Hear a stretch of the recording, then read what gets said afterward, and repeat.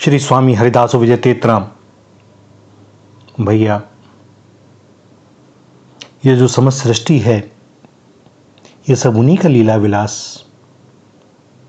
अनंतानंद आकाश गंगाओं में, ब्रह्मांडों में जो कुछ भी है सब उन्हीं का लीला विलास और कुछ नहीं। सब कुछ भगवान ही है। यह बात हमें दिखाई दे या न दिखाई दे, चाहे हम इसे जान पाएं चाहे न जान पाएं, हमें अनुभव हो या न हो, किंतु एक इस दास की प्रार्थना कि हम दृढ़ता से इस बात को हृदय में बैठा लें, क्योंकि यह बैठाना बहुत ज़रूरी है। और यह सबसे सत्य बात है कि जो भी कुछ है सब भगवान ही है। कमी है तो हमारे मानने में कमी है, वास्तविकता में, सत्यता में कोई कमी नहीं है। सब कुछ भगवान ही है। और यह अनुभव करने के लिए किसी क्रिया और पदार्थ की भी आवश्यकता नहीं है, हमारे भाव की आवश्यकता है। हमें केवल अपनी भावना बदलनी है।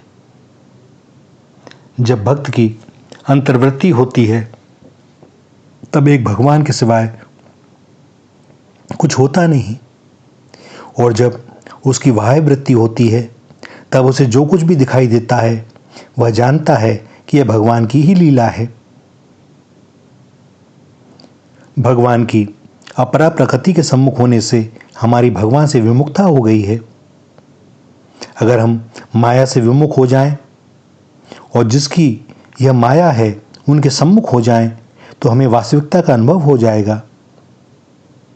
भगवान कहते हैं, जितने भी सात्विक भाव हैं और जितने भी राजस तथा तामस भाव हैं वे सब मुझ में ही रहते हैं, ऐसा समझो, परंतु मैं उनमें और वे मुझ में नहीं हैं। न तो हम तेषु ते मयि, यह कहने का तात्पर्य यही है कि तुम गुणों में मत उलझो।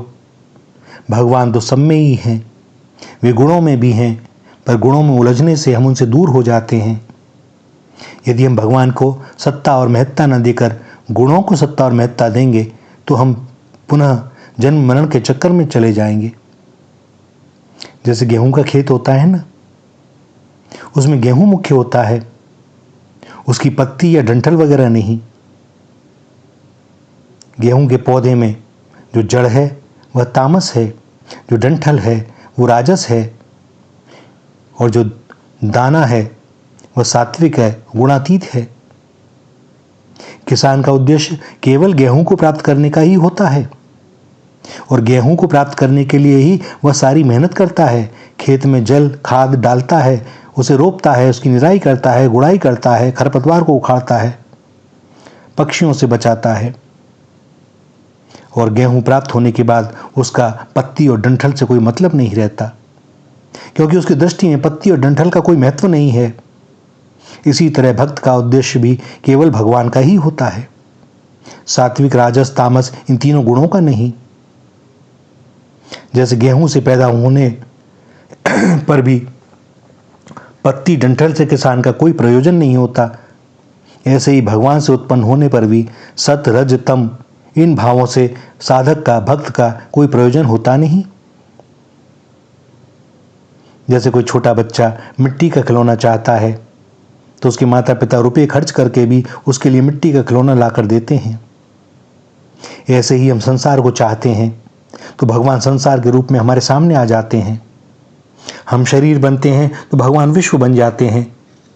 शरीर बनने के बाद फिर विश्व से भिन्न कुछ भी जानने में नहीं आता, आ नहीं सकता, यह नियम है। सब कुछ भगवान है, इसका चिंतन नहीं करना वरन इसे हृदय से स्वीकार करना है।